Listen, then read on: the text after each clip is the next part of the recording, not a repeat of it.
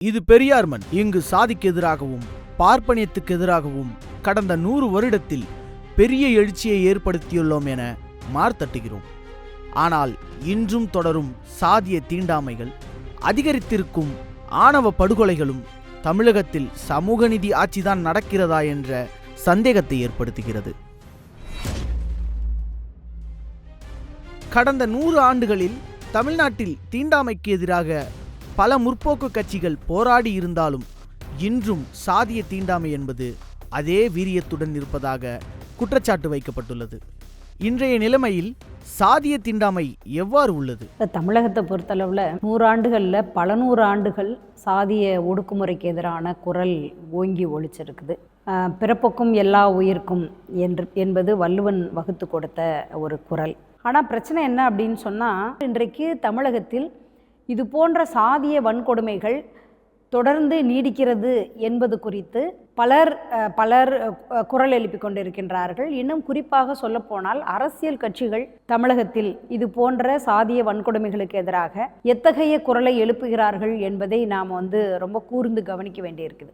ஏற்கனவே சாதிய பாகுபாட்டை வெளிப்படுத்துவதற்காக பல்வேறு வடிவங்கள்ல தீண்டாமை இருக்குது. நம்ம ஒவ்வொரு வடிவம் சார்ந்து அல்லது சம்பவம் சார்ந்து நாள்வாரியாக இடவாரியாக பேசுவதுங்கிறதுக்கு மாற்றாக ஒரு சாராம்சமாக சாதி எப்படி இயங்கிக் கொண்டிருக்கிறது என்று பார்த்தால், அது இந்திய அளவில் அன்றாடம் 15 நிமிடங்களுக்கு ஒரு வன்கொடுமை சாதியின் பெயரால் நிகழ்த்தப்படக்கூடிய நாடாக இருக்கிறது.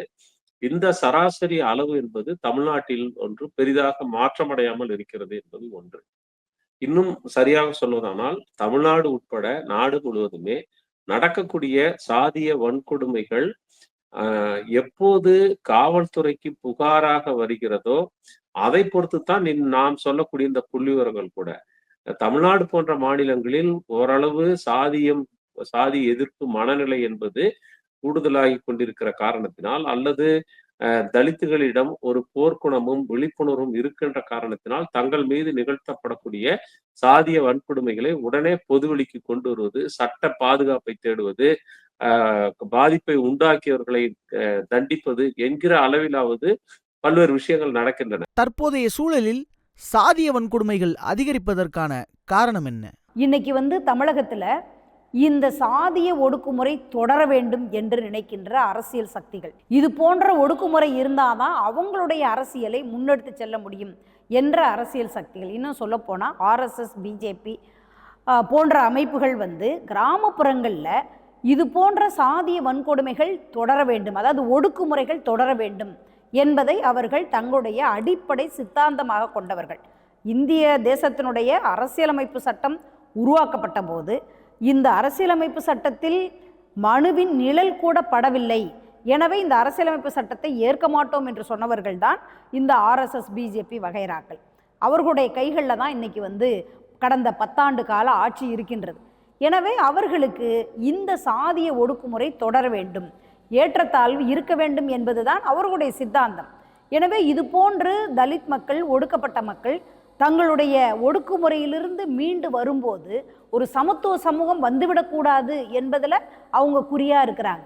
எனவே இது போன்ற கிராமப்புறங்களுக்குள்ள சென்று சாதியினுடைய முறையை, அதாவது சாதியினுடைய தன்மையை இன்னும் மேலும் கெட்டிப்படுத்துகின்ற வேலையை, கூர்மைப்படுத்துகின்ற வேலையை இன்றைக்கு செஞ்சுக்கிட்டு இருக்கிறாங்க. கடந்த சில ஆண்டுகளில் அதிகரித்திருக்கும் சாதிய வன்கொடுமைகளில் பாதிக்கப்பட்ட சமூக மக்கள் மீதே குற்றம் சாட்டுவது என்பது அந்த சமூக மக்களிடையே இந்த ஆட்சியின் மீது நம்பிக்கை இழக்கச் செய்வதாக கூறப்படுகிறது. வேங்கை வயல்ல நீங்க பாதிக்கப்பட்ட அந்த மக்கள் மீது அவர்கள் மீதே பழியை போட்டிருப்பது என்பது அதற்கு பெரிய அறிவியல் ஆய்வுகளை எல்லாம் நடத்தியதாக, தொழில்நுட்ப அந்த என்ன மொபைல் போன அதை பண்ணணும் இதை பண்ணணும் என்னென்னவோ கதையெல்லாம் சொல்றாங்க. நமக்கெல்லாம் வெக்கமா இருக்குது. உண்மையில போலீஸ் ஸ்டேஷன்ல இருக்கிற ரைட்டர்கள் தான் நிஜமாவே ரைட்டர்களோ அப்படின்ற சந்தேகம் இருக்குது. அவ்வளோ கற்பனையா எல்லாத்தையும் எழுதி தொலைக்கிறாங்க.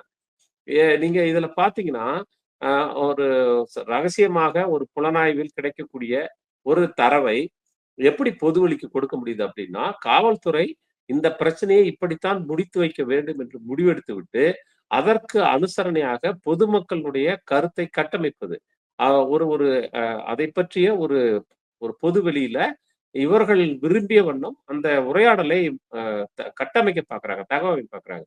அப்ப அதனால என்ன பண்றாங்கன்னா, இந்த பிரச்சனையில பாதிக்கப்பட்ட இவர்கள் மீதே ஒரு பழியை சுமத்தி, இன்னொரு ஆதிக்க சாதியினுடைய பகையை அரசுக்கு எதிராக திருப்பி விடாத மாதிரி, பாதிக்கப்பட்ட மக்களையே பலிகடாக்குவது என்பது காவல்துறை அங்க கையாண்டக்கூடிய விஷயம்.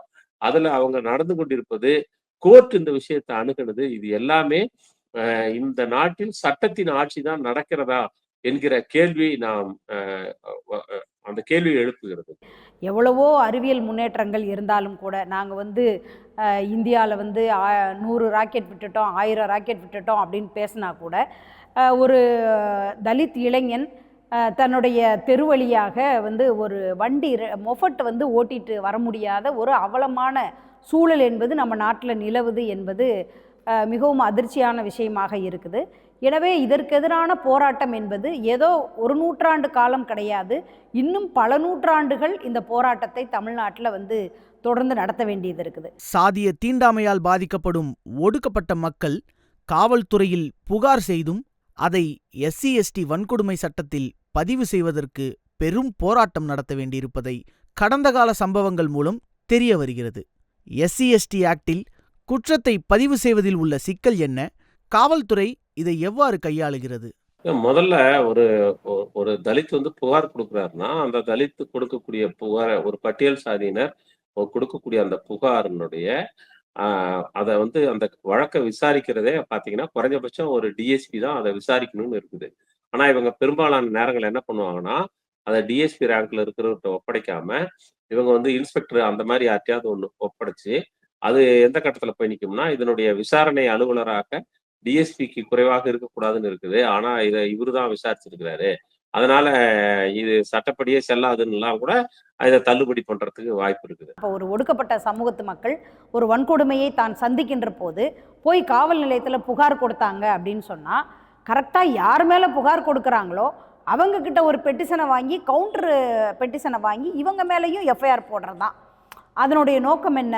இந்த கேஸை வந்து க்ளோஸ் பண்ணணும், அவ்வளோதான். இவங்க மேலே ஒரு கேஸு, இவங்க மேலே ஒரு கேஸ், ஒடுக்கப்பட்ட சமூகத்தின் மீது ஒரு கேஸு, ஒடுக்குமுறையை பிரயோகித்தவர்கள் மேலே ஒரு கேஸை போட்டுட்டா நாளைக்கு இவங்க 2 பேரும் கோர்ட்டுக்கு அலையணும்ல. அப்போ அவங்க வந்து 2 பேரும் வந்து ஒரு கட்ட பஞ்சாயத்து மாதிரி பண்ணி கேஸை வந்து ஒரு மிஸ்டேக் அப்படின்னு சொல்லிட்டு கேஸை முடிக்கிறது. இதுக்கு வந்து சிறப்பு சட்டம் வரல, SC/ST வன்கொடுமை தடுப்பு சட்டம் வரல. ஏன்னா இந்த SC/ST வன்கொடுமை தடுப்பு சட்டத்திற்கு பின்னால் பல்லாயிரக்கணக்கான தலித் மக்களின் உயிர் பலி இருக்கின்றது. பல்லாயிரக்கணக்கான தலித் மக்களுடைய ரத்தம் சிந்தப்பட்டு இருக்கின்றது.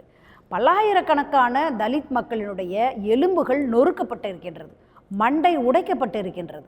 அவ்வளவு வலிகளை, அவமானங்களை சந்தித்திருக்கின்றார்கள். அத்தனை லட்சக்கணக்கான கேஸுக்கு பின்னாடி தான் இந்த SC/ST வன்கொடுமை தடுப்பு சட்டமே வந்திருக்குது. இந்த சட்டம் என்பது ரொம்ப நல்ல சட்டம்.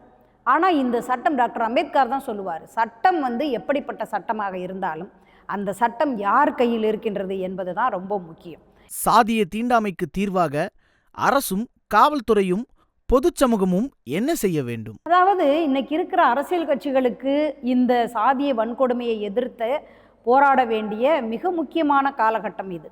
ஆனால் அவங்களாம் வந்து இதை எப்படி பார்க்குறாங்க அப்படின்னு சொன்னால், தேர்தலை மையமாக வைத்து தான் அவங்களுடைய அரசியல் என்பது இருக்குது. ஏன்னா தேர்தல் அப்படின்னு வந்தாலே அந்த சாதிக்குள்ளே தான் போய் முடங்குற ஒரு சூழல் பல்வேறு அரசியல் கட்சிகளுக்கு இருக்குது. ஏன்னா வந்து சில குறிப்பிட்ட சாதிகளுடைய வாக்குகள் தங்களுக்கு வேண்டும் என்பதால் அவங்க வந்து இது போன்ற சாதிய ஒடுக்குமுறைக்கு எதிராக களத்தில் நின்று போராடுறது கிடையாது. ஒடுக்கப்பட்ட மக்களுக்கு ஆதரவாக பேசினால் மற்ற பெரும்பான்மையாக இருக்கக்கூடிய இடைநிலை சாதிகளுடைய, தலித்து அல்லாத சாதிகளுடைய ஆதரவை இழக்க வேண்டி இருக்கும் என்கிற ஒரு அரசியல் சந்தர்ப்பவாத நிலையிலிருந்தும் அவர்கள் இந்த விஷயங்களிலே கண்டும் காணாமல் இருக்கிறார்கள். இதையும் நாம் பொதுவெளியில் ஒரு விவாதத்திற்கு உள்ளாக்க வேண்டும். பாதிப்பு ஏற்படுகிற போது அவர்கள் களத்திற்கு விரைந்து அங்கு போவதன் மூலமாக பாதிக்கப்பட்ட மக்களுக்கு அனுசரணையான ஒரு சூழலை உருவாக்க முடியும். அதை செய்ய ஒரு அரசியல் திராணி இல்லாதவர்களாக இந்த பிரதிநிதிகளும் அமைச்சர்களும் இருக்கிறார்கள் என்பதை நாம் சொல்லியாக வேண்டியிருக்கிறோம். இடதுசாரிகள் ரொம்ப வலுவாக அன்றைக்கு இருந்து, அதை தோழர் பி. ராமமூர்த்தி, சீனிவாச ராவ், இந்த மாதிரியான தோழர்களுடைய சாதிய ஒடுக்குமுறைக்கு எதிரான போராட்டம் ஒரு மிக நீண்ட வரலாறு.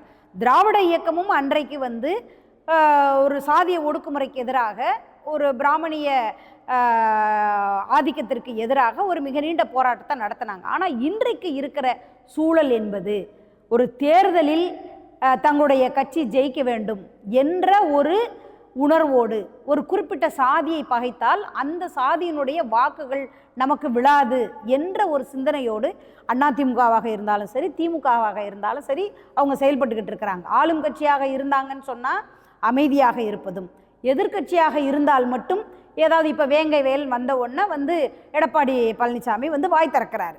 இதே காலகட்டத்தில் அதிமுக ஆட்சி காலத்தில் நடந்ததுன்னு சொன்னால் திமுக வாய் திறந்திருப்பாங்க. அதுவும் இது எல்லாமே தேர்தல் அரசியல், வாக்கு அரசியலுக்குள்ள மட்டும்தான் இன்னைக்கு இருக்கிற ஒரு சூழலாக இருக்குது. இடதுசாரிகள் மட்டும்தான், நான் முதல்லையே சொன்னது போல, இடதுசாரிகள் மட்டும்தான் எந்த வாக்கு அரசியலுக்காகவும் இல்லாமல் இந்த சமூக ஒடுக்குமுறை முற்றிலுமாக தகர வேண்டும், இந்த நிலப்பிரபுத்துவ அமைப்பு முறை ஒழிய வேண்டும், அப்போதுதான் ஒரு சமத்துவ சமூகம் உருவாகும் என்ற தன்னுடைய கட்சியினுடைய கொள்கை அடிப்படையில் இந்த இடதுசாரிகள் தமிழகத்தில் சாதிய ஒடுக்குமுறைக்கு எதிராக நீண்ட காலம் போராடி இருக்கின்றார்கள். இன்னும் தொடர்ந்து போராட்டத்தை நடத்துவோம். நிச்சயமாக ஒரு சமத்துவ சமூகம் மலரும். இப்பெல்லாம் யாருப்பா சாதியெல்லாம் பார்க்குறாங்க என கள நிலவரம் கொஞ்சம் கூட தெரியாத சிலர் பேசுவது என்பது சாதிய புரிதல் இல்லாமையை காட்டுகிறது. தீண்டாமை ஒரு பாவச் செயல், தீண்டாமை ஒரு பெருங்குற்றம் என்பது எழுத்து வடிவில் மட்டுமே உள்ளது. அரசு தீண்டாமையை ஒழிப்பதற்கு கையில் என்ன திட்டம் வச்சிருக்கு என்ற கேள்வியை பாதிக்கப்பட்ட மக்களும் தீண்டாமைக்கு எதிராக செயல்படும் செயல்பாட்டாளர்களும் முன்வைக்கிறார்கள்.